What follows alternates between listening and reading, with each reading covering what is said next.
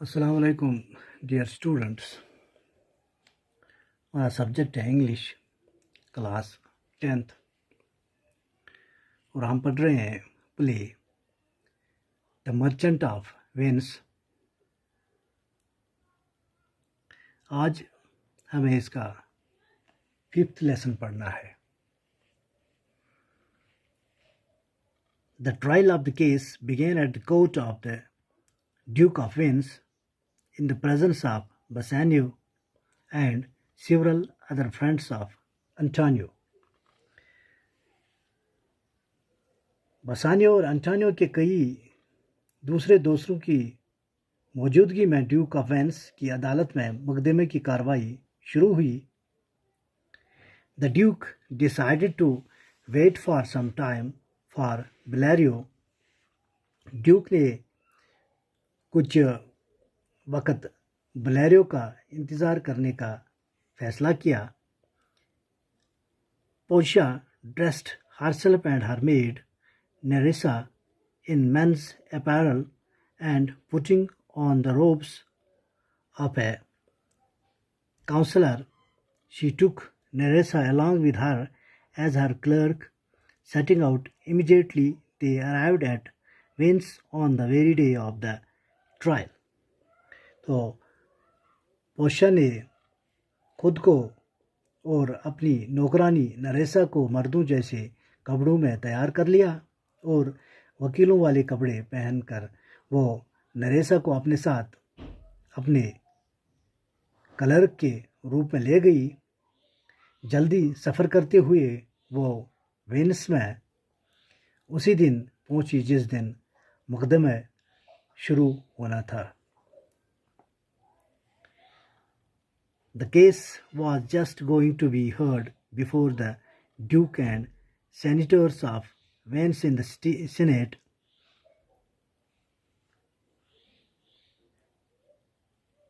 In the Senate House, when Portia entered this High Court of Justice and presented a letter from Bellario. तो senate house यानी जिसको कानून साज मजलिस भी कहते हैं, उसमें मुकदमे की सुनवाई सेनेट कारकुनों ने और ड्यूक ऑफ वेनिस के सामने अभी शुरू होनी ही वाली थी जब Portia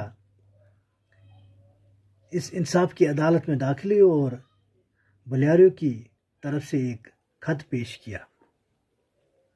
In which the learned counselor wrote to the Duke that he would have come himself to plead for Antonio, but that he was prevented by sickness.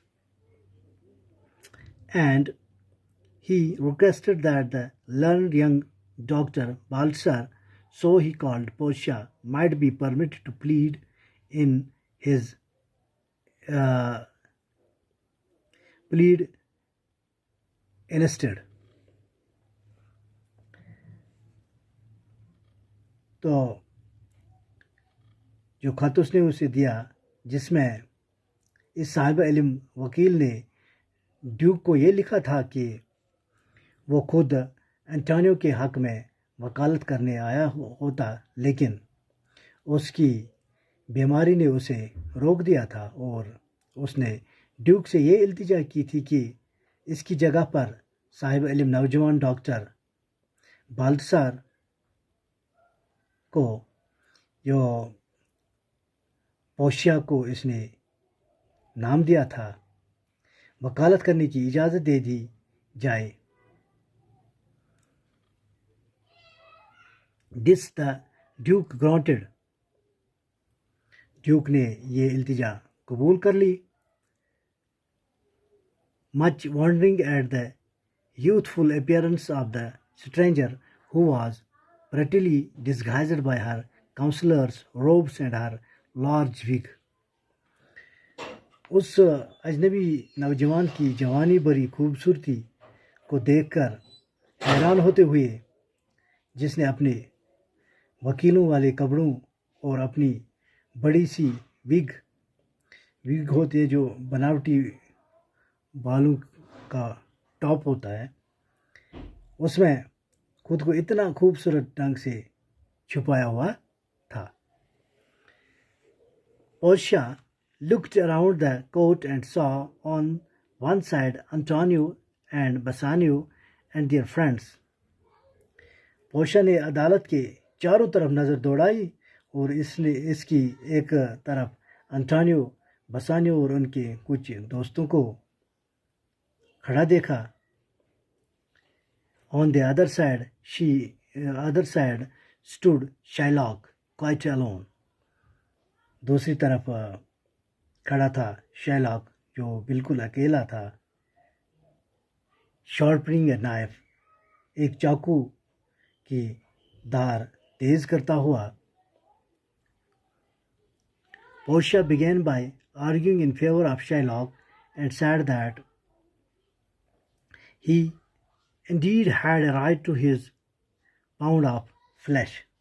Portia ने Sherlock के हक में दलील देते हुए बोलना शुरू किया और कहा कि अंटोनियो के एक पाउंड गोश्त पर बेशक शैलॉक का हक था।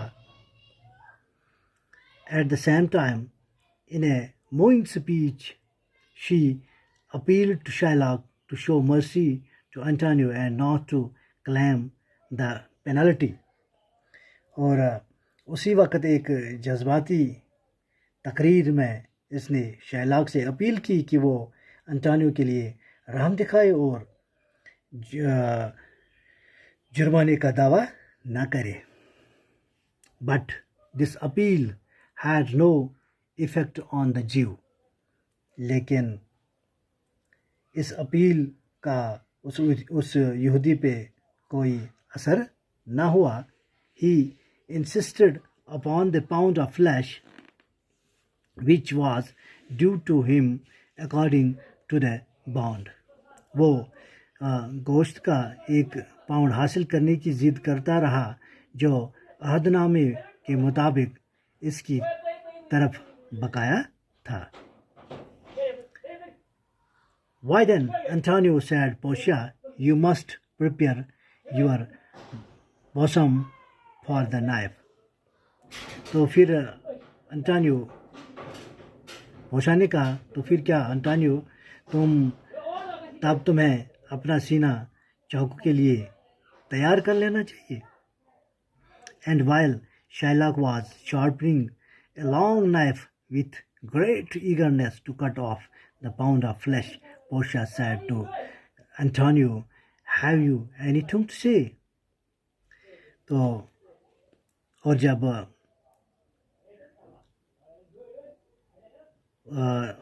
और जिस दौरान शैलॉक गोश्त का पाउंड काटने के लिए बहुत इश्तियाक के साथ अपने लंबे चाकू को तेज कर रहा था, तो पोर्शिया ने अंटोनियो से कहा कि हैव यू एनीथिंग टू से, क्या आपको कुछ कहना है? Okay, thank you.